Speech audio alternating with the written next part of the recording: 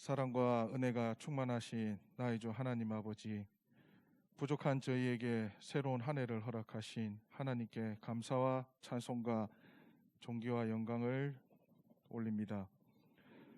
새로운 결심과 각오로 새 소망을 다짐하며 예배와 찬양과 기도로 한 해를 시작하오니 새롭게 하시고 형통하게 하시어 승리하는 한 해가 되도록 축복하여 주시옵소서.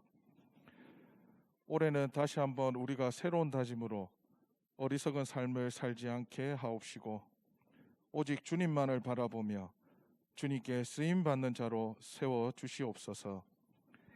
지난 한 해를 돌아보면 주님의 말씀대로 주님의 뜻을 헤아리지 못하고 자신만의 생각으로 세상을 값없이 살아온 어리석은 자였음을 고백하오니 이 시간 저희의 모든 죄와 허물을 깨끗이 사하여 주시옵소서. 모든 권세의 주권자 되시는 주님, 이 나라와 이 민족을 위해 기도드립니다. 우리에게 말할 수 없는 고통과 혼란을 주고 있는 코로나 바이러스가 아직도 우리의 일상이 자유롭지 못하며 불안과 공포 속에 떨고 있사오니 하루빨리 안정되게 하시고 나라의 경제가 회복되고 우리의 생활이 안정되어 공정과 법치가 회복되는 나라로 세워주시옵소서. 또한 우리 교회가 세상의 어두운 것을 찾아 등불을 밝히며 병든 심령을 찾아 일으켜 세우고 믿음이 약한 자를 찾아 주님의 품으로 인도하는 교회가 되게 하여 주시옵소서. 이제 새롭게 세워진 기관들의 사업들이 계획대로 이루어지게 하시옵고 주님께서 허락하신 직분을 충실히 감당하게 하여 주옵소서. 그리하여 하나님께서 택하신 세우신 거룩한 성전이 성전을 중심으로 신앙의 변화를 추구하는 새로운 역사가 일어나게 하여 주시옵소서. 사랑의 주님, 담임 목사님을 위해 기도드립니다. 올 한 해도 말씀의 능력과 삶의 순간순간마다 지혜를 주셔서 오직 복음의 권세 있는 말씀을 선포하게 하여 주시옵소서. 목사님의 가정을 축복하여 주시옵고 주님께 쓰임받는 영적 지도자로서 세워 주시옵소서. 저희 원로 목사님과 사모님의 건강을 주님께서 허락하시어 노년의 질병에서 고통받지 않게 하시고 주님의 말씀 가운데 즐거운 생활을 하실 수 있도록 주님께서 인도하여 주시옵소서. 오늘 이 예배가 주님께서 기뻐 받으시는 산 제사가 되게 하시고 말씀을 먹는 저희가 선명한 눈으로 주님만을 바라보게 하여 주시옵소서. 우리를 구원하신 주님, 오늘도 보이지 않는 곳에서 섬기며 봉사하는 손길들이 있습니다.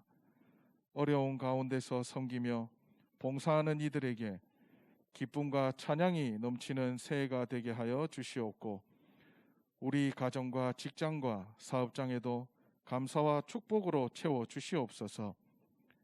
가족 가운데 아프고 힘든 자 있다면 하루빨리 회복되게 하시고 이런저런 이유로 예배에 함께하지 못한 성도들께도 주님께서 합당한 축복과 함께 오직 주님만을 향하여 나아가게 하여 주시옵소서. 예수님 이름으로 기도드립니다.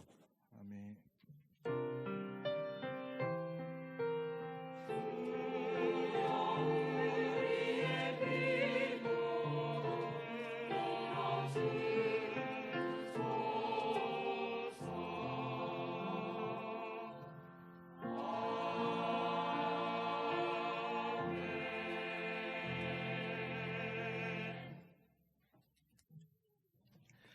샬롬, 동래제일교회 성도 여러분 반갑습니다. 모든 사람을 위한 성경 묵상법 세미나로 여러분을 만나게 된 로고스 교회 김기현 목사입니다. 제가 말씀 묵상을 강조하고 책을 쓰게 된 것은 말씀 묵상이 저를 살렸기 때문입니다. 나중에 가서 강의 드리겠지만 성경 묵상이 저와 우리 한국 교회와 2000년 교회사와 성경에서 얼마나 중요한지 제가 나누고자 합니다. 중요한 것은 말씀 묵상이 저와 여러분을 살릴 것이고 건강하게 할 것이고 성장 부흥하게 할 것이기 때문입니다. 제가 쓴 모든 사람을 위한 성경 묵상법이라는 책으로 여러분들과 함께 나누려고 하는데요. 이 책은 한국 교회의 묵상법, 큐티에 대한 교과서적인 책으로 정말 많은 교회에서 이 책을 갖고 사용하고 있습니다. 그래서 이것이 우리 동래제일교회와 성도들이 말씀의 맛, 그리고 천국의 맛을 시식할 수 있는 그런 시간이 될 거고요. 실제로 실습하고 연습을 해서 여러분이 이론만 듣는 것이 아니고 실제로 성경 묵상할 때에 아주 구체적인 도움을 줄 수 있도록 제가 썼고요. 그렇게 강의를 하려고 합니다. 여러분과의 만남을 기대하고 기다리고 있습니다. 곧 찾아뵙겠습니다. 감사합니다. 광고 말씀드리겠습니다. 묵상 세미나가 1월 29일부터 2월 19일까지 4주간 매주일 오후 2시 본관 2층 예배실에서 로고스 교회 김기현 목사님을 강사로 열립니다. 등록 회비는 10,000원이며 모든 사람을 위한 성경 묵상법을 증정하는데요. 등록비를 납부하신 분은 해당 교재를 사역자실에서 수령하시면 되겠습니다. 집사 세미나를 대체해 진행하오니 모든 집사님들께서는 필히 참석하시기 바랍니다. 오늘 예배 후 기관별 원례회가 있겠고요. 각 기관에서는 월말 보고서를 사역자실로 제출해 주시기 바랍니다. 새가족 성경공부반 개설 안내입니다. 2022년부터 현재까지 등록한 새가족 분들을 대상으로 새가족 성경공부반이 개설되는데요. 새가족들께서는 예배 후 2층 예배실 강대상 앞으로 모여주시기 바랍니다. 가지장과 인도자 모임이 오늘 오후 1시 30분에 1층 예배실에서 있습니다. 교회학교 교사와 봉사자를 모집하고 있는데요. 교회학교 청소년부 교사 1명을 비롯하여 찬양팀 방송실 봉사자를 모집하고 있습니다. 자세한 사항은 1층 게시판을 참고해 주시길 바라며 많은 관심과 지원 있으시길 바랍니다. 다함께 돌봄센터 청소 자원봉사자 모집 안내입니다. 1월 30일부터 3월 3일까지 매주 월요일부터 금요일까지 한 주간씩 각 1명씩의 자원봉사자를 모집하고 있는데요. 섬기고자 하시는 분은 1층 게시판을 확인하시고 이름을 적어주시기 바랍니다. 기타 궁금하신 사항은 서정필 전도사님에게 문의하시면 되겠습니다. 주소 혹은 연락처가 변경되었거나 차량을 등록하지 않은 성도님들께서는 사역자실에 해당 정보를 알려주시기 바랍니다. 세대 통합 예배로 주차장이 많이 복잡한데요. 이중 주차 시에는 반드시 차량 내 연락처를 꼭 비치해 주시기 바랍니다.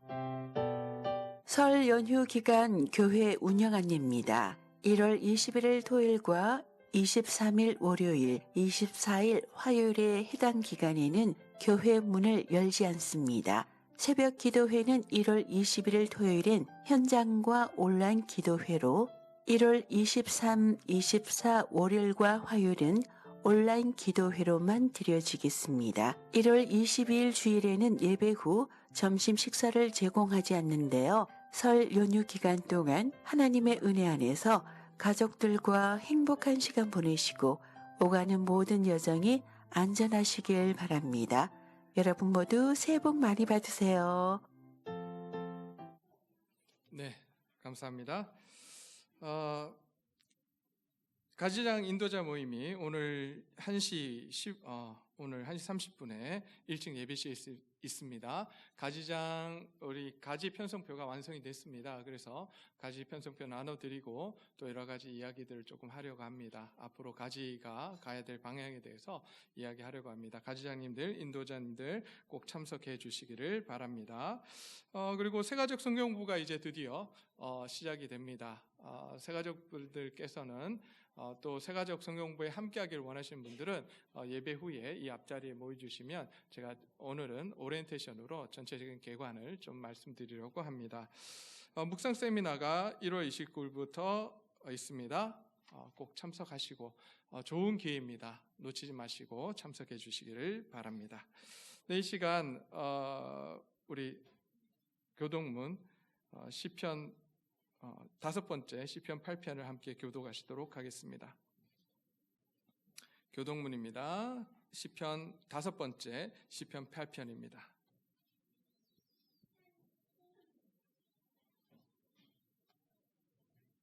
다 찾으셨으면 함께 교독하시도록 하겠습니다. 여호와여, 우리 주여, 주의 이름이 온 땅에 어찌 그리 아름다운지요. 주의 영광이 하늘을 덮었나이다.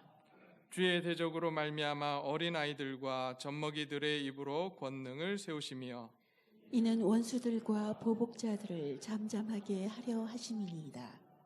주의 손가락으로 만드신 주의 하늘과 주께서 베풀어 두신 달과 별들을 내가 보오니 사람이 무엇이기에 주께서 그를 생각하시며 인자가 무엇이기에 주께서 그를 돌보시나이까. 그를 하나님보다 조금 못하게 하시고 영화와 종기로 관을 씌우셨나이다.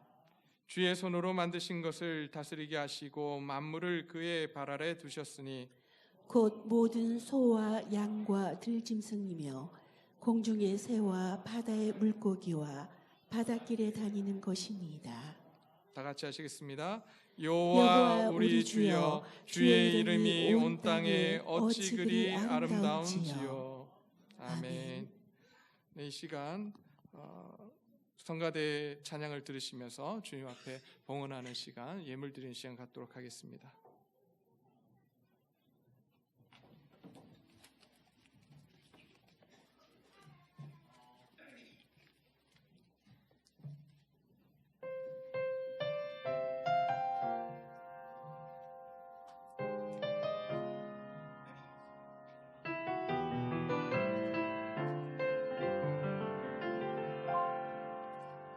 오직 당신의 마음이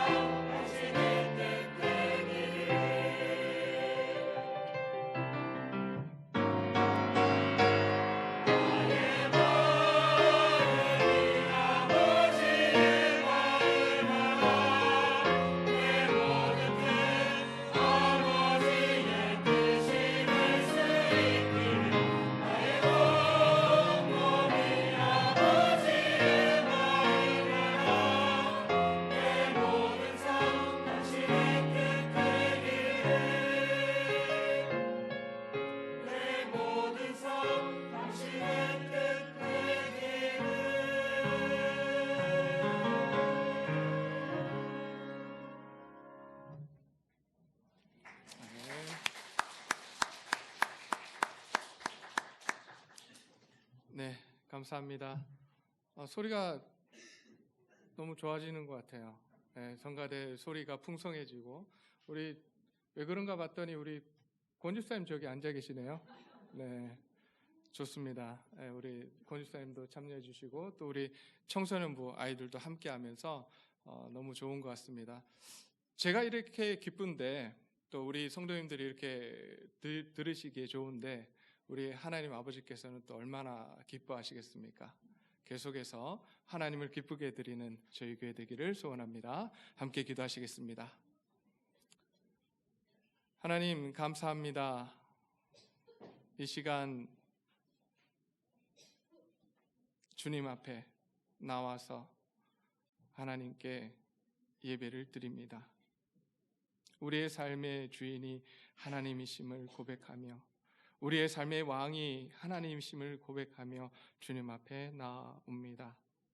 하나님께 예배를 드립니다. 또 주님 앞에 예물을 드립니다. 하나님 받아 주시옵소서. 이 드린 예물이 그냥 물질이 아니라 우리의 삶의 고백입니다. 우리의 믿음의 고백입니다. 오직 예수님만이 주인이시오 하나님만이 왕이심을 다시 한번 주님 앞에서 고백합니다. 하나님, 우리의 믿음을, 우리의 고백을 받아 주시옵소서. 그래서 우리를 다스려 주시고 우리가 세상을 향해 나아가서 힘차게 주의 말씀대로 살아갈 수 있는 힘과 능력을 허락해 주시기를 소원합니다. 뿐만 아니라 세상을 살아갈 때에 사단이 계속해서 우리를 공격할 터인데 그 공격 속에서 우리와 함께하여 주시고 우리가 그 공격 속에서 이겨낼 수 있도록 주님 도와주시옵소서. 일주일의 삶을 살아갈 때에 하나님 우리에게 하나님이 주시는 평안과 안식을 허락하여 주시고 그래서 그 평안과 안식 가운데 우리가 한 걸음 믿음의 길을 걸어갈 수 있도록 주님 도와주시옵소서. 경제적으로 너무 힘들지 않도록 주님 도와주시고 영육 간의 강건함으로 주님 지켜주시옵소서.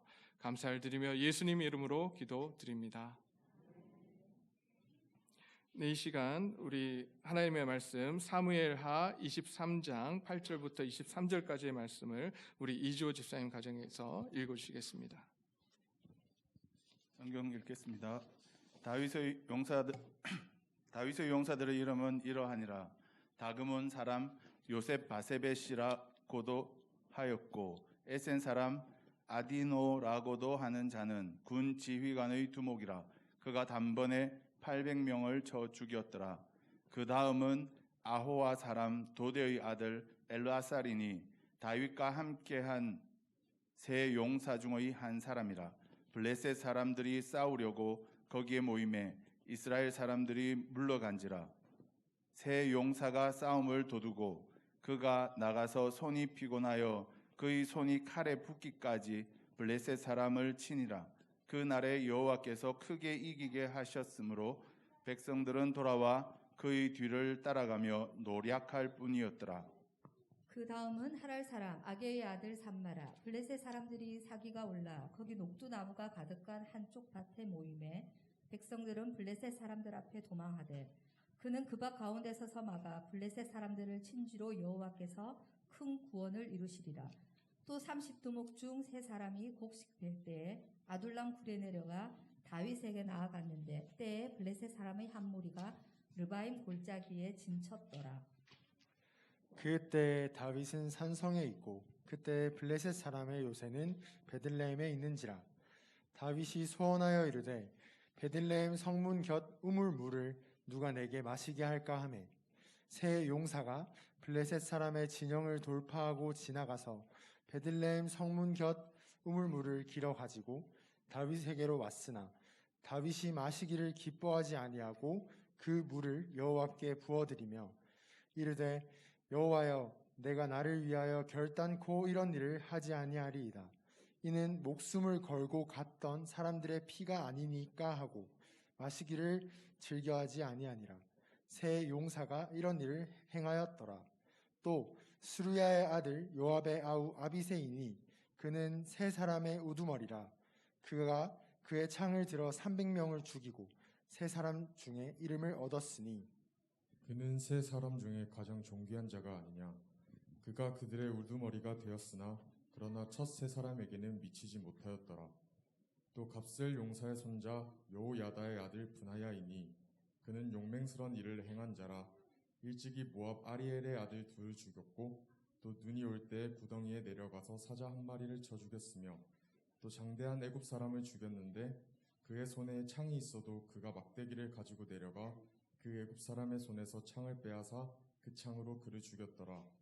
여호야다의 아들 분하야가 이런 일을 행하였으므로 세 용사 중에 이름을 얻고 30명보다 존귀하나 그러나 세 사람에게는 미치지 못하였더라. 다윗이 그를 세워 시위대 대장을 삼았더라. 아멘. 아멘. 네, 우리 이주 집사님 가정 소개를 먼저 해주십시오. 네. 이런 순서가 생긴 게 서로 기도하라고 소개하는 시간을 주신 것 같아서 제가 사실 마이크를 잡으면 잘 안 놓습니다. 그래서 좀 길게 소개하겠습니다. 저는 올해 2023년도 예배위원장을 맡았고 또 청년의 부장 18가지 인도자를 맡고 있는 이주호 집사입니다. 제가 하는 일은 하만의 GM 팩토리라는 철판을 레이저로 절단하는 그런 공장을 조그맣게 운영하고 있습니다. 직원이 한 10명 정도 됩니다. 그것들을 통해서 제가 교회 집사인 거 다 알거든요. 그것들을 통해서 하나님의 사람이 어떻게 살아가는지를 하나님을 믿지 않는 사람들에게 보여줄 수 있는 그런 통로가 되기를 기도합니다. 그리고 제 옆에는 제가 다 소개하겠습니다. 조명숙 집사고요. 성가대로 또 18가지 가지장으로 섬기고 있습니다. 얼마 전에 어깨 수술을 했는데 성도님들이 기도해 주셔서 덕분에 잘 완치까지는 아니지만 잘 아물고 있고요. 이제 기도 제목 빼주셔도 됩니다. 그리고 그 옆에는 제 첫째 저는 첫째 기업이라고 부릅니다. 하나님이 저에게 맡겨주신 기업이라고 생각하기 때문에 첫째 기업 이용준입니다. 군대를 마쳤고요. 올해 찬양 간사로 교회에서 봉사하게 되었고 청년의 부회장으로 섬기고 있습니다. 그리고 부산 교육대학교 1학년에 올해 복학합니다. 4년 동안 또 공부해야 되니까 위에서 기도해 주시고요. 맨 마지막에 서 있는 우리 이상준 군은 목소리로 제가 생각하기에는 우리 셋보다 하나님이 더 크게 쓰실 기업이라고 생각됩니다. 현재는 단련 중에 있습니다. 지금 이제 입시를 위해서 서울을 왔다 갔다 하면서 시험을 치고 있는데 노래를 전공하기 위해서 보컬이라고 하죠. 보컬 전공하기 위해서 지금 열심히 노력하고 있습니다. 하나님께서 크게 쓰시기를 원하고 합격했니 하고 묻지는 마시고요. 3월 달에도 있으면 또 재수하는 겁니다. 서울에 갔으면 안 하고요. 그렇게만 알아주시면 되겠습니다. 위에서 많이 기도해 주시기 바랍니다. 감사합니다.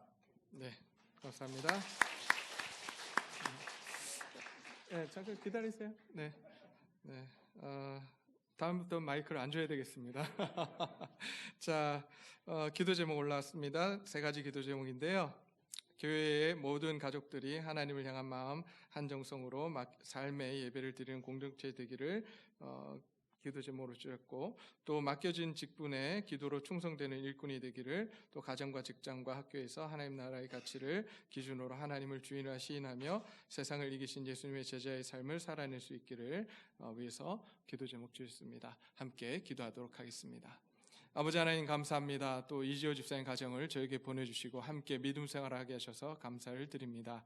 아버지 하나님, 이 가정을 통해서 하나님이 영광 받으시기를 소원합니다. 이 가정의 주인이 되어 주시옵소서. 그래서 정말 이 가정이 하나님 손에 들리게 하시고 하나님께서 원하시는 일들을 감당하며 이 세상 사람들에게 하나님이 어떠하신 분인지를 온전히 드러낼 수 있도록 주님 도와주시옵소서. 아버지 하나님, 사업을 하고 있습니다. 사업 가운데 하나님 함께하여 주시고 주인이 되어 주셔서 다스려 주시기를 소원합니다. 부족함이 없도록 좀 채워주시기를 소원합니다. 아버지 하나님, 결코 믿음의 길을 계속해서 걸어가는 우리 가정 되게 하시고, 또한 두 자녀들이 믿음의 길을 계속해서 걸어가게 하시며, 또한 하나님을 온전히 바라볼 수 있도록 주님 도와주시옵소서. 감사를 드리며 예수님 이름으로 기도드립니다. 네, 감사합니다. 네, 계속해서 우리가 계속해서 통합 예배를 드리고 있습니다. 여러분 조금 아이들 때문에 시끄러울 수도 있을 거예요. 근데 저는 그 아이들의 소리가 천국의 소리가 아닐까 가끔 그런 생각을 해봅니다. 하늘나라 가면 모두가 하나님의 자녀가 되어서 하나님 앞에서 뛰고 놀고 소리 지르고 그러지 않겠습니까? 아버지 되신 하나님을 만나서 너무 기뻐서 그렇게 하나님을 예배하고 있지 않을까 생각을 하게 됩니다. 또 예수님께서 말씀을 가르치실 때에 어떻게 가르치셨을까 생각을 해보면 많은 무리가 모였을 때 아이들이 함께 모였어요. 함께 모여서 오병이어 사건에서도 한 아이가 그 물고기 2마리, 떡 5개를 가지고 나오잖아요. 그런 걸 볼 때도 분명히 아이들이 거기 존재했습니다. 그 아이들이 함께 예수님의 말씀을 듣고 함께 있었던 것을 볼 때에 참 그것이 얼마나 중요한지를 또한 깨닫게 됩니다. 그 시대 아이들은 조용했을까요? 장난 아니었을 거예요. 그럼에도 불구하고 예수님께서 그 어린 아이들이 예수님 앞에 나오고 말씀을 들으러 나온 것을 금하지 아니하셨습니다. 그만큼 그것이 중요하다는 이야기고, 그렇게 예배 시간이 또 시끄러울 수도 있다는 걸 우리가 생각을 하면서 하나님 앞에 예배 드릴 수 있었으면 좋겠습니다. 가장 힘든 건 접니다, 사실. 그래서 여러분 저를 위해서도 기도해 주시고, 또 설교를 아이들 눈높이에 맞게 또 할 수 있도록 기도해 주시기를 바랍니다. 어저께 그 초등부에서 만두 만들기를 했습니다. 참 유치부, 초등부 학부모들과 함께 아이들이 와서 만두 만드는 모습을 보면서 참 너무 기뻤고요. 또 그 만두를 먹으면서 참 맛있다는 생각을 했습니다. 4개밖에 안 줘서 몇 개 못 먹었습니다. 다음부터는 조금 더 주시면 네, 어쩌면 우리 그 성도님들 모두가 또 그런 시간을 한번 만들어서 또 함께 교제를 나누면 어떨까, 이런 생각도 한번 해봤습니다. 오늘 그 본문에 대한 우리 중고등부 학생들의 질문을 한번 볼까요? 한번 띄워주십시오.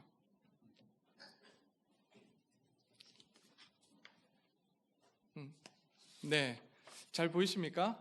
조금 흐리긴 한데 제가 읽어드리겠습니다. 자, 1번. 1대 800으로 어떻게 이겼을까? 네, 무협지에나 나오는 이야기 같죠? 삼국지에 나오는 그러한 이야기 같고.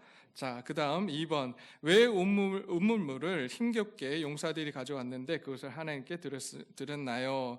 그리고 어떻게 드렸을까요? 라는 질문이 있습니다. 그리고 3번째, 블레셋과의 전쟁을 왜 하고 있는가라고 하는 질문. 또 왜 블레셋 군대가 베들레헴에 있었을까요? 5번째, 이 당시 블레셋의 정세는 어땠나요? 상당히 굉장히 수준 높은 질문들이 많이 나옵니다. 6번째, 다윗은 왜 아들람 동굴에 있었나요? 7번째, 특별부대는 무엇인가요? 8번째, 11절에 나오는 이스라엘 군대가 왜 블레셋 군대를 보고 도망갔나요? 9번째, 왜 굳이 팟밭이었나요? 라고 하는 질문들이 올라왔습니다. 여러분, 질문이 상당히 수준이 높아요. 여러분, 말씀을 미리 한번, 이게 이제 지난주에 아이들이 모여서 오늘 성경 본문을 읽고 질문을 던진 내용들입니다. 저는 여러분들이, 우리 성도님들이 모두가 제가 미리 성경 그 본문을 내어드립니다. 주보에 보시면 다음 주 성경 본문이 나옵니다. 제가 이렇게 성경 본문을 내어드리는 이유는 뭘까요? 왜 드릴까요? 한 번은 읽고 오십시오라고 제가 부탁드리는 거예요. 여러분, 한번 읽고 질문을 던져보시고 오시면 많은 도움이 될 겁니다. 여러분, 학교 다닐 때 저는 선생님들이 그렇게 말씀하셨던, 강조하셨던, 뭐 하라고요? 공부는 뭐와 뭐가 중요하다? 예습과 복습이 중요하다. 그렇게 들었는데 예습을 안 했었어요. 그래서 제가 공부를 잘 못했습니다. 근데 성경을 읽고 공부하면서 예습이 이렇게 중요하구나 하는 걸 깨달았어요. 여러분, 예습할 수 있는 하나님의 자녀들, 하나님의 제자들이 되시기를 소원합니다. 그래서 질문도 한번 던져보시고 또 그 답을 찾아보시면 좋을 것 같아요. 사실 오늘 던진 우리 그 청소년부의 질문들은 제가 나중에 따로 대답을 해야 될 것 같아요. 오늘 성경을 제가 해석하는 그런 내용과 줄기가 좀 달라서 그 내용들은 나중에 차후에 또 답을 해 주도록 하겠습니다. 자, 오늘 저의 질문은, 오늘 본문 속에 나오는 저의 질문은요, 어떤 질문이냐면, 왜 하필 사무엘하 23장에 다윗의 용사들에 대한 기록을 하고 있을까요? 이게 제 질문입니다. 오늘 사무엘하 23장에 용사들에 대한 내용들 기록을 하고 있습니다. 이 용사들에 대한 내용이 용사 모두 몇 명이라고 이야기를 하고 있냐면 39절에 가면 37명이었다라고 지금 기록을 해주고 있습니다. 이 사람들의 이름이 쭉 기록이 되고 있거든요. 자, 그러면 왜 지금 이런 기록을 23장에 지금 하고 있을까요? 이게 제 질문인데요. 사실 사무엘기 자체를, 사무엘 상하를 우리가 한번 살펴볼 필요가 있습니다. 여러분, 사무엘 상하가 원래 기록된 목적이 뭘까요? 그리고 사무엘 상하는요, 원래 사무엘 서입니다. 원래 상하로 나눠져 있지 않았어요. 그래서 원래 하나였는데 이거를 이제 편의상 사무엘상과 사무엘하로 나누게 되었습니다. 자, 근데 이 사무엘기는 왜 적혀졌을까요? 그 적혀진 이유가 뭐냐면, 첫 번째 이유, 기록의 목적은 무엇이냐면 하나님이 이스라엘의 왕이 되신다라고 하는 사실을 이 백성들에게 알려주기를 원했습니다. 누가 왕이시라고요? 하나님이 왕이시다. 왜 그러면 사무엘서는 그것을 이스라엘 백성들에게 이야기하기를 원했냐? 바로 요 앞 시대가 어떤 시대냐면 바로 사사시대입니다. 여러분 많이 들어봤죠? 사사시대. 사사시대의 그 사사기를 한 단어로 요약하라고 한다면 어떻게 되냐면, 왕이 없었으므로 자기 소견에 원하는 대로 행하였더라라고 하는 말씀이 사사기의 주제예요. 왕이 없었던 시대, 왕이 있었음에도 왕을 인식하지 못했던 사람들, 그래서 자기가 왕이 되고자 했던 시대가 바로 사사시대였어요. 그들에게 있어서 왕이 누구였을까요? 하나님이었어요. 그럼에도 그들은 왕을 인식하지 못합니다. 그러자 사무엘기에 들어와서 하나님께서 왕을 세워달라고 하는 그들에게 왕을 세우시며 진정한 왕이 누구이신지를 가르쳐 주시는데 그것이 하나님이셨어요. 하나님이 진정한 왕이시다라고 하는 걸 가르쳐 주십니다. 그리고 나서 또 하나의 목적이 있습니다. 또 하나의 목적은 무엇이냐면 다윗 왕조의 정통성을 세우는 일이었어요. 다윗 왕조가 이렇게 하나님께서 세우셨고 이렇게 하나님께서 만들어 오셨다, 정통성 있는 왕조다라고 하는 것을 이제 가르쳐 주기를 원했습니다. 그래서 그 다윗 왕조에 대한 이야기를 하기 위해서 사울 왕조와 다윗 왕조를 대조시키는 방법으로 사무엘기를 기록을 했습니다. 그리고 나서 사무엘하 23장에 다윗의 용사들에 대한 내용을 지금 기록하고 있어요. 그렇다면 이 용사들은 도대체 어떤 사람들이었을까요? 쉽게 이야기하면요, 이들은 개국공신이에요. 개국공신들이었습니다. 지금 오늘 이 23장을 통해서 지금 이 개국공신들을 지금 이야기를 하고 있는 거예요. 자, 그런데 이 개국공신들을 이야기하는 이유는 어디 있냐면, 다윗 왕조라고 하는 것이 다윗 혼자 만들어 온 것이 아니라고 하나님께서 지금 우리에게 말씀해 주시는 거예요. 다윗 왕조는 다윗 혼자 세운 것이 아니라 다윗과 함께 했던 이 용사들이 있었기에 다윗 왕조를 세울 수 있었다라고 지금 말씀해 주고 있습니다. 여러분, 교회가 담임 목사 혼자 이루는 교회가 아닙니다. 교회는요, 예수님이 머리가 되시고 그 밑에 있는 모두가 하나가 되어서 한마음이 되어서 이루어갈 때에 하나님이 원하시는 교회를 세워갈 수 있습니다. 이것이 오늘 우리에게 주고자 하시는 말씀이에요. 그런데 여기서 또 한 가지 질문이 던져집니다. 어저께 우리 사역자 성경공부에서 나왔던 질문인데요. 이 사람들이 이렇게 위대했는데, 개국공신인데, 개국공신이면 이 역사서에 어떻습니까? 많이 기록되어야 되잖아요. 이 사람은 이런 일을 했고 이 사람은 이렇게 일을 했으며, 이런 이야기들이 많이 나와야 되는데 그 이야기들이 역대기에 그리고 사무엘기에 나올까요? 안 나올까요? 나오겠습니까? 안 나오겠습니까? 찾아보시면 없습니다. 오늘 본문에만 나와요. 왜 그럴까요? 왜 이 사람들의, 이 위대한 사람들의 이야기가 왜 앞쪽에서는 나오지 않고 맨 마지막에 여기만 기록이 되어 있을까요?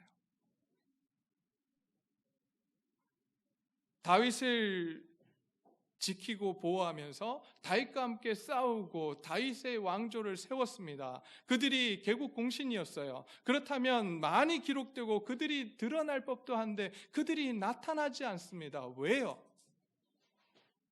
그들은 철저하게 하나님의 나라를 꿈꾸며 헌신하며 섬김의 지도력을 가졌던 사람들이었어요.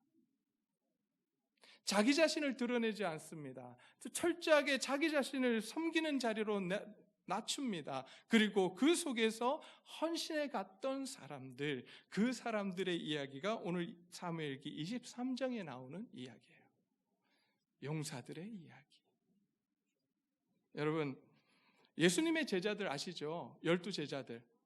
예수님과 마지막 만찬을 할 때 어떤 모습을 보였습니까?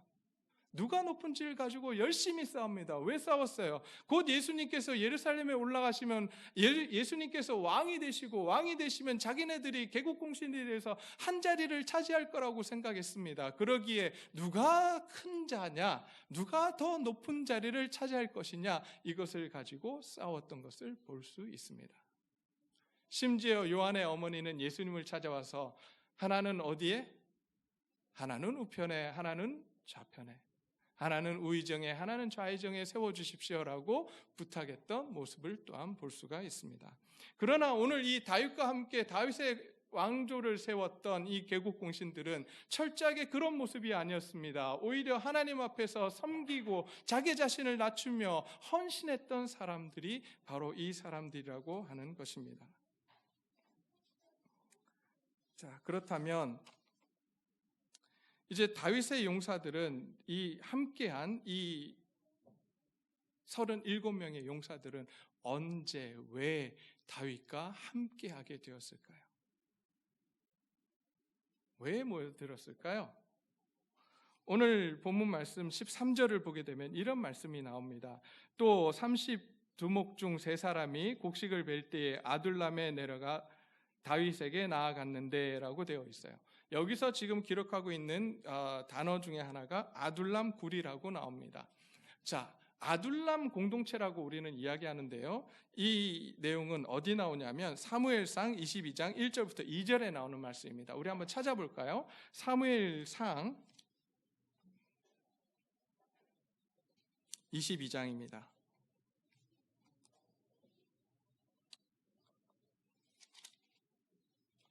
1절부터 2절까지의 말씀 제가 읽도록 하겠습니다. 저와 같은 성경 구약 446페이지입니다. 446페이지 읽겠습니다. 그러므로 다윗이 그곳을 떠나 아둘람 굴로 도망하매 그의 형제와 아버지 온 집이 듣고 그리로 내려가서 그에게 이르렀고 환난 당한 모든 자와 빚진 자와 마음이 원통한 자가 다 그에게로 모였고 그는 그들의 우두머리가 되었는데 그와 함께한 자가 400명 가량이었더라. 자, 여기서 나오는 이 사람들이 모여들어 400명 가까이 모여들었던 이 공동체를 두고 우리는 뭐라고 이야기하냐면 아둘람 공동체라고 이야기합니다. 자, 그러면 아둘람 굴로 다윗이 피했다라는 이야기가 나옵니다. 다 아실 거라고 생각하지만 모르시는 분들이 있을 것 같아서 설명을 좀 드리려고 합니다. 여러분, 다윗이 왜 도망가고 있을까요? 지금 다윗이 지금 도망가고 있거든요. 도망하매라고 되어 있습니다. 누구로부터 왜 도망가고 있는 거예요? 사울 왕이 지금 다윗을 죽이려고 하기 때문에 쫓아오고 있기 때문에 다윗이 도망가고 있는 중이었습니다. 자, 근데 도망가는데 어디로 도망갔냐면 아둘람이라고 하는 곳으로 도망가고 그 굴 속에 지금 숨어 있는 거예요. 얼마나 힘들었던지 그가 굴로 도망을 가게 됩니다. 그런데 그 아둘람 굴로 도망갔다는 소식을 듣고 여기 보니까 그의 형제와 아버지의 온 집이 듣고 그리로 내려갔다라고 되어 있습니다. 다윗에게로 내려갔다라고 합니다. 다윗과 함께하려고 내려갔다라고 이야기를 하는 거예요. 자, 우리는 두 가지를 생각할 수 있을 것 같아요. 첫 번째는 다윗이 혼자 있으니까 다윗을 도우려고 내려갔다라고 생각할 수도 있어요. 그런데 또 한 가지 우리가 유추할 수 있는 건 뭐냐면 다윗의 가족들이 자기네들이 살던 베들레헴에서 견딜 수가 없어서 그리로 내려갔다라고 우리는 또한 추측할 수가 있습니다. 유추할 수가 있어요. 그러면 왜 그곳에서 살 수가 없었을까요? 다윗의 아버지와 다윗의 형제들이 왜 그곳에 있지 못했을까요? 여러분, 우리는 너무 성경을 좀 이렇게 우리와 동떨어진 이야기로 생각하면 우리가 대답하기 힘들어요. 우리가 쉽게 생각해야 돼요. 우리의 이야기로 생각을 해보면 돼요. 쉽게 이야기하면 조선시대 한번 생각해 보자고요.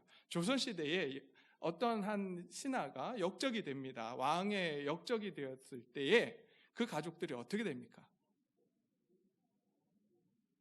다 유배를 가잖아요. 심지어 몇 대까지 멸족을 시킨다고 하죠? 네. 3대까지. 그게 이 세상의 이야기예요. 오늘 사울 왕이 정말 하나님 손에 들렸었지만 그가 하나님 손을 떠나면서 계속해서 다윗을 잡으러 다녔던 사람, 그러기에 세상 가치를 따라 살았던 사람, 심지어 신접한 자를 불러다가 썼던 사람, 그가 할 수 있었던 것은 다윗을 잡으려고 하면서 그의 가족들도 역시 못 살게 굴었던, 잡으려고 했던 사람, 그 사람이 사울 왕이었습니다. 그러기에 그의 아버지와 형제들이 그 고향집을 떠나서 다윗이 있는 곳으로 내려가게 됩니다. 아둘람 굴로 내려가게 돼요. 뿐만 아니라 여기 22장에 보니까 또 어떤 사람들이 등장합니까? 환난당한 자, 빚진 자, 마음이 원통한 자들이 모여들었다라고 이야기합니다. 이들은 왜 마음이 원통했을까요? 왜 환난을 당했을까요? 이 시대를 우리는 또한 볼 수가 있습니다. 다윗이 살아가던 이 시대, 사울 왕이 다스리던 이 시대, 그 시대가 어땠다고요? 억울한 자들이 많았다라고 이야기합니다. 또 빚진 자들이 많았다라고 이야기합니다. 성경에서 빚진 자들이 몇 년마다 그 빚을 탕감받게 되어 있습니까? 7년마다 탕감받게 되어 있어요. 누가 대답하셨어요? 아, 네. 새벽기도 열심히 들으셨나 봐요. 네. 7년마다 탕감을 하게 되어 있습니다. 그리고 7년이 7번 지나면 희년이 돌아오고 희년이 되면 모든 것이 원상태로 돌아가서 다시 시작을 하도록 하는 것이 하나님 나라의 법이었습니다. 그게 희년제도예요. 안식년제도와 희년제도였어요. 그런데 빚진 자들이 아직 많습니다. 억울한 자들이 많습니다. 원통한 자들이 많습니다. 그러한 사회, 사람이 살아가기가 쉽지 않은 사회, 그것이 바로 사울이 다스리던 시대였습니다. 어떻습니까? 오늘날은 어떻습니까? 우리가 살아가는 이 세상, 억울한 일을 당하고 살아가고 있지 않으십니까? 세상에서 살아가는 것이 너무나도 어렵고 힘들고 억울해서 원통해서 견디기 힘들지 않으십니까?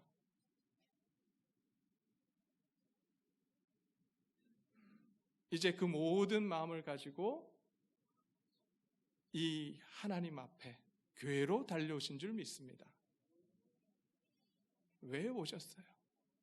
하나님이 해결해 주실 걸 믿기 때문에, 하나님께서 그 마음을 위로하실 걸 아시기 때문에 이 자리에 나오신 줄 믿습니다.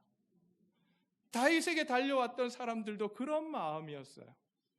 자기가 가졌던 원통함, 억울함을 가지고 빚진 그 상태에서 다윗을 찾아옵니다. 동병상련의 마음을 가지고 찾아오기도 했지만 다윗을 보니까 지금 다윗과 함께 하시는 하나님이 보였어요. 이 당시 다윗은 어떤 일을 했죠? 아주 유명했습니다. 첫 번째, 아주 놀라운 일을 하나 벌였죠. 그게 골리앗과의 싸움이었어요. 누구도 이기지 못한다고 하는 싸움에서 다윗이 고백합니다. 만군의 하나님의 이름으로 내가 나아가노라. 그래서 누가 이겨요? 다윗이 이겨요.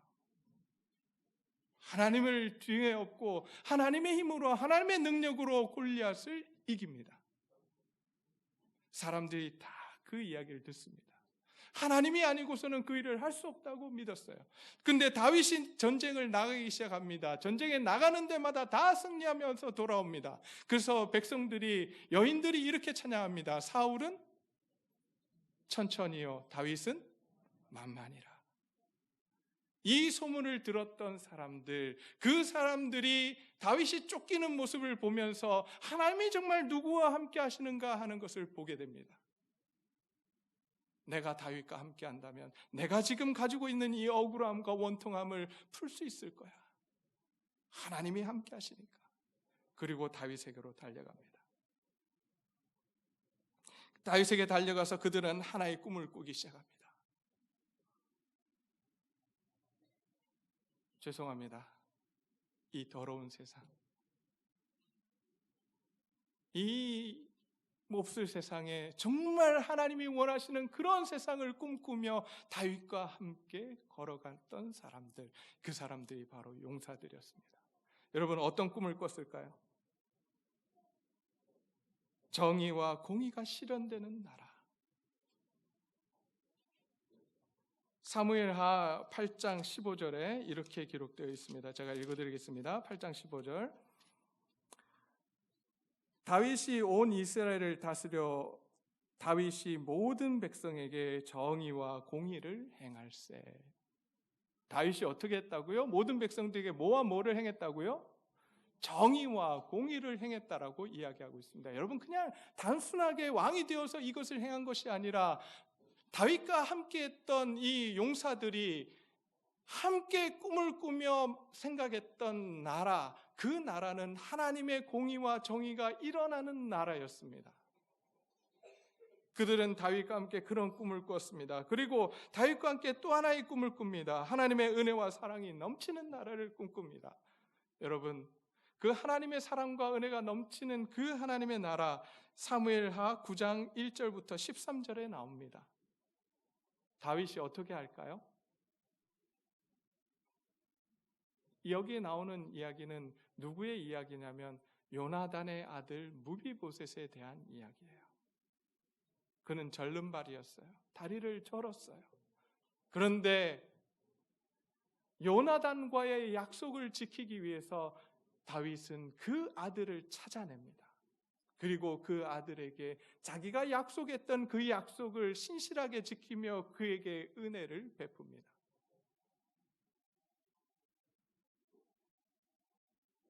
이스라엘 백성들, 아니 이 다윗과 함께했던 아둘람 공동체에서 함께했던 그 용사들은 그런 나라를, 그런 세상을 꿈꾸고 있었어요.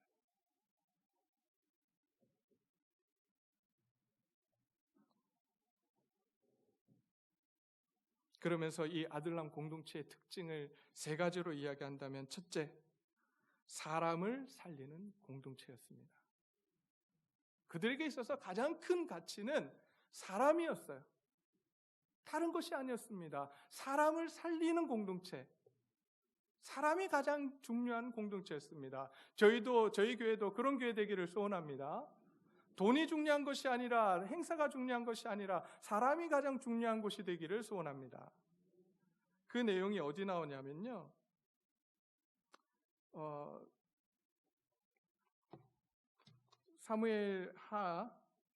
사무엘상 23장에 그일라 전투라고 하는 그 전투가 나옵니다. 근데 이 재밌는데요, 블레셋에 의해서 그일라가 공격을 당하고 위협에 처합니다. 다윗이 하나님께 묻습니다. 이들을 도와야 할까요? 왜냐하면 이 상황이 어떤 상황이었냐면 다윗이 지금 사울에게 쫓기고 있는 상황이었어요. 남을 돕는다는 것이 쉽지 않는 상황이었습니다. 그런데 그 상황 속에서 그일라 사람들이 공격당하고 있는 모습을 보게 됩니다. 그러자 다윗이 하나님께 묻습니다. 하나님, 저들을 도와야 할까요? 하나님께서 도우라고 이야기하십니다. 그래서 그들을 위험으로부터 구해줍니다. 근데 여러분, 그런 은혜를 받았으면 어떻게 해야 돼요? 은혜를 갚아야 되잖아요. 은혜를 안 갚더라도 배신은 하지 말아야 되잖아요. 근데 놀라운 사건이 뭔지 아세요? 이 사건 이후에 누가 이 성을 에워싸냐 하면 사울 왕이 와서 에워쌉니다. 그러자 그일라 사람들이 어떻게 하는 줄 아세요? 다윗을 배반 때려요. 배신해요. 다윗을 사울에게 넘기려고 합니다. 하나님의 은혜로 그 상황들을 벗어납니다. 그럼에도 불구하고 다윗이 하나님 앞에서 그들을 원망하지 않아요. 왜? 사람이 중요했습니다. 우리 교회가 그런 교회 되기를 소원합니다. 두 번째로 이 아둘람 공동체는 작은 것을 작은 것으로 여기지 않았습니다. 자기 자신들이 한 사람 한 사람들이 작았지만 보잘 것 없었지만 그들이 하나님 앞에서 작다고 여기지 않았어요. 그 내용을 우리가 어디서 볼 수 있냐면 오늘 본문에서 볼 수 있습니다. 세의 용사에 대한 위대한 세의 용사에 대한 이야기들이 나옵니다. 첫째 용사는 어떻게 했어요? 1대 800으로 싸웁니다. 두 번째 용사와 세 번째 용사도 보면 혼자서 감당하고 있어요. 다른 사람 다 도망갔는데도 혼자서 거기 서서 블레셋 사람들과 싸우고 있습니다. 하나님이 자기들과 함께 하신다는 것을 알았어요. 하나님이 함께 하실 걸 믿었습니다. 그리고 앞에 나오는 적들의 모습들을 두려워하지 않고 그곳에 서서 맞서 싸웁니다. 저는 우리 교회가 그런 교회 되기를 소원합니다. 사단의 역사의 가운데 사단이 우리를 공격할 때, 세상이 우리를 공격할 때 그곳에서 넘어지는 자들이 아니라 하나님이 우리와 함께 하심을 믿고 그곳에서 서서 맞짱 뜨고 싸울 수 있는 배짱이 있는 교회가 되기를 소원합니다. 그래야 합니다. 왜요? 우리의 능력이 있어서요? 아니요. 우리가 힘이 있기 때문에요? 아닙니다. 우리와 누가 함께 하시기 때문에 그렇습니까? 하나님이 함께 하시기에 우리는 작아 보이지만 작은 존재들이 아니라고 오늘 말씀하시는 거예요. 마지막으로 하나님의 은혜를 실천하는 하나님의 나눔 공동체가 바로 아둘람 공동체였습니다. 사무엘상 30장을 보게 되면 아말렉 전쟁이 나옵니다. 이 아말렉 전쟁을 나아갔던 사람도 있고 그 나아가지 못하고 힘들어서 남아 있었던 사람들이 있었어요.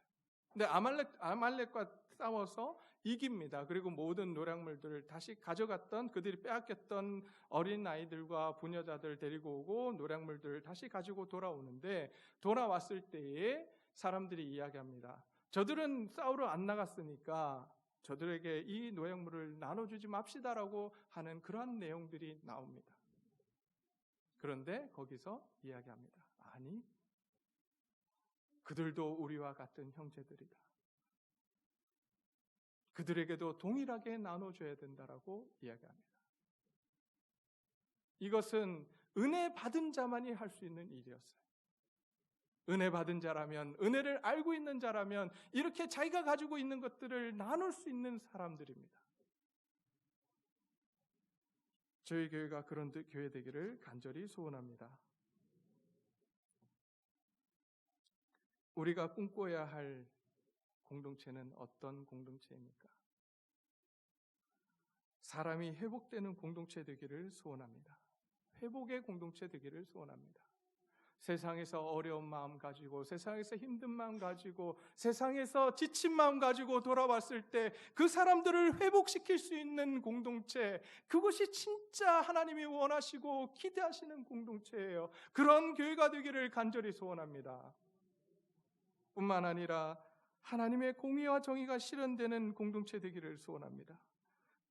그리고 하나님의 은혜를 실현하는 나눔 공동체가 되기를 간절히 소원합니다. 그런데 여러분, 이렇게 되기 위해서 우리가 해야 될 일이 무엇일까요? 이런 공동체가 되기 위해서, 이런 교회가 되기 위해서 우리가 해야 될 일이 무엇일까요? 하나님의 말씀을 읽고 기도하는 거예요. 주의 말씀을 읽고 기도하고, 그리고 이제 우리의 시선을 하나님께 고정시키는 일입니다. 하나님만 의지하는 일이에요. 그 일들을 통해서 정말 우리가 꿈꾸는, 아니 어쩌면 우리 믿음의 선조들이 다윗 왕조를 세웠던 그 사람들이 꿈꾸었던 그러한 공동체를 우리도 꿈꿀 수 있게 될 것입니다. 아니 그것이 꿈만으로 남는 것이 아니라 우리가 실제로 누릴 수 있는 귀한 교회, 귀한 공동체가 될 줄 믿습니다. 여러분, 좋은 교회란 혼자서 달려가는 교회가 아닙니다. 함께, 동력자들이 함께 달려가는 교회, 함께하는 교회가 진정한 좋은 교회일 것입니다. 뿐만 아니라 섬김과 헌신이 많은 교회가 바로 하나님이 원하시는 교회일 것입니다. 오늘 이 시간 찬양으로 함께 고백하면서 기도하기를 원합니다. 하나님의 마음과 꿈을 품고 우리가 달려가기를 소원합니다. 다른 것을 바라보고 다른 것을 꿈꾸는 것이 아니라 하나님의 꿈을 품고 하나님의 시선이 있는 곳을 바라보며 섬기며 헌신하는 교회 되게 해달라고 우리 함께 기도하고 또한 함께 이 시간 찬양하고 기도하기를 소원합니다. 이 시간 함께 찬양할까요? 원하고 바라고 기도합니다. 우리 함께 찬양하도록 하겠습니다.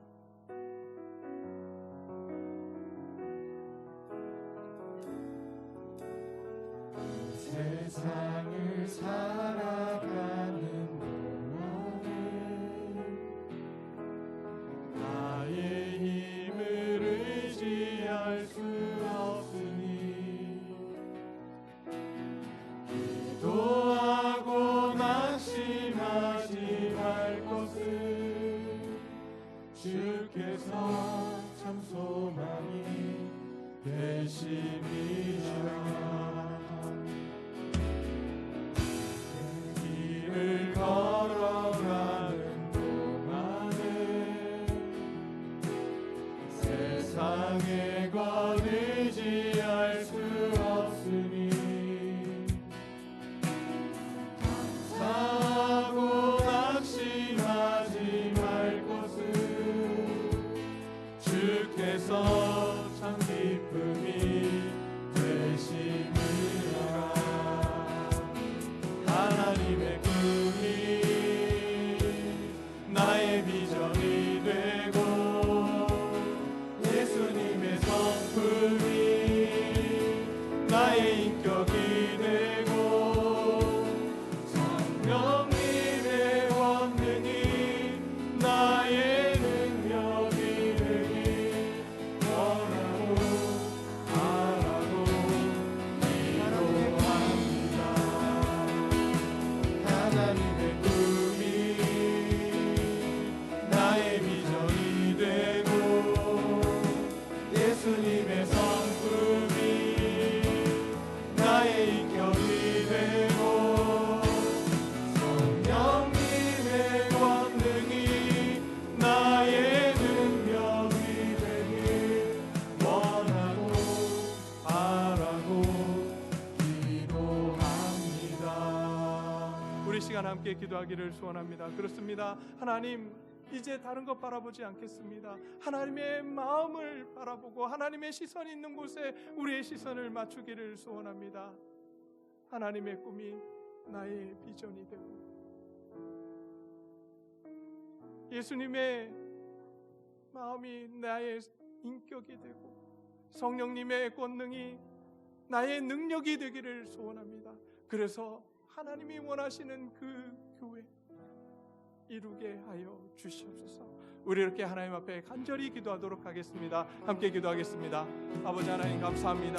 아버지 하나님 이 시간에 하나님 앞에 나아갑니다. 아버지 하나님 우리가 무슨 꿈을 꾸겠습니까? 아버지 하나님 이제 하나님 앞에서 하나님이 꿈을 꾸기를 소원합니다. 하나님의 꿈이 우리의 비전이 되기를 소원합니다. 그래서 아버지 하나님 정말 사랑과 은혜가 넘치는 아버지 그 나눔의 교회가 되게 하시고 하나님 아버지 하나님 이제 하나님만을 바라보는 하나님의 귀한 교회 될 수 있도록 주님 역사하여 주시옵소서.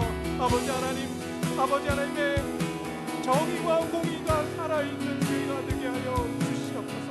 아버지 하나님 그래서 정말 이 세상에서 느낄 수 없는 아버지 하나님 맛볼 수 없는 그 하나님이 주시는 그 놀라운 평안과 안식을 누리는 하나님의 교회가 될 수 있도록 주님 역사하여 주시옵소서. 아버지 하나님 함께하여 주시옵소서. 아버지 마음이 상한 자들이 하나님 앞에 나와 아버지 회복되는 하나님의 놀라운 교회 될 수 있도록 주님 역사하여 주시옵소서. 하나님 그런 공동체 되기 위해서 우리가 기도하고 말씀을 읽으며 나아가겠습니다.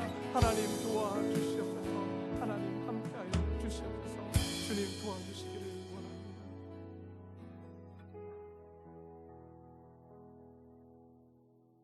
하나님 이제 우리로 하여금 다시 한번 꿈꾸게 하심을 감사합니다. 세상에 있는 그러한 허망된 꿈이 아니라 하나님이 가지고 계시는 꿈들을 우리가 우리의 비전으로 삼기를 소원합니다. 그래서 아픈 자들이 와서 회복되는 공동체, 하나님의 공의와 정의가 살아 움직이는 공동체, 하나님의 은혜를 나누는 공동체 되게 하여 주시옵소서. 우리가 그 일을 위해서 계속해서 믿음의 길을 걸어갈 수 있도록 주님 도와주시옵소서. 지금은 우리 주 예수 그리스도의 은혜와 하나님의 사랑하심과 성령님의 내주 교통하심이 오직 주님만을 바라보며 주님이 가지고 계시는 그 꿈을 우리의 꿈을 비전으로 삼기 원하는 우리 동네 제일교회 성도들 머리 가운데 각 가정 가운데 이 예배 가운데 참석한 모든 성도들 머리 위에 영원토록 함께 하시기를 간절히 축원하옵나이다.